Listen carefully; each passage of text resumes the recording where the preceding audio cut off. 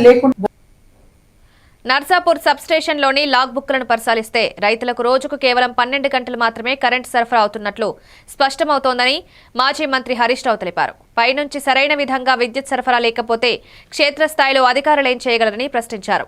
వాస్తవ పరిస్థితిని దాచిపెట్టి రైతులను మభ్యపెట్టే ప్రయత్నం జరుగుతోందన్నారు. గ్రామ పంచాయతీలకు చెందిన ట్రాక్టర్లలో డీజిల్ లేక మూలకు పడేశారని, కరెంటు సరఫరా సక్రమంగా లేకపోవడం, ట్రాక్టర్లకు డీజిల్ నింపేందుకు నిధులు లేవని చెప్పిన అధికారులని సస్పెండ్ చేస్తున్నారని విమర్శించారు. పాపం ఆపరేటర్ ఏం చేస్తాడు, ఏఈ గారు ఏం చేస్తారు?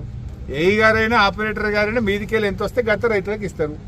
నువ్వు మేము వచ్చి చూసినామని చెప్పి లైన్ మెన్ ఏఈల మీద చర్యలు తీసుకోవడం కాదు. ఎందుకంటే ఏమైంది, మేము ఆడ ట్రాక్టర్ చిప్పల్తుర్తికి పోయి ఆడ ట్రాక్టర్ మూలకు పడి ఉన్నది, గ్రామ పంచాయతీలో డీజిల్ లేదని చెప్పిర్రు. పాపం డీజిల్ లేదంటే నువ్వు పంచాయత్ సెక్రటరీకి సస్పెండ్ చేస్తావు. నువ్వు మీదికెళ్ళి పైసలు ఇచ్చినాక డీజిల్ పోయారా, ట్రాక్టర్ నడపరా?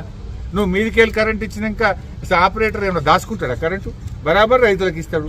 నువ్వు మీదికెళ్ళి బంద్ పెడుతున్నావు. కింద చిన్న చిన్న అధికారుల మీద చర్యలు తీసుకోవడం కాదు, నిజాయితీగా 24 గంటల కరెంటు రైతులకు ఇవ్వాలని డిమాండ్ చేస్తున్నావు.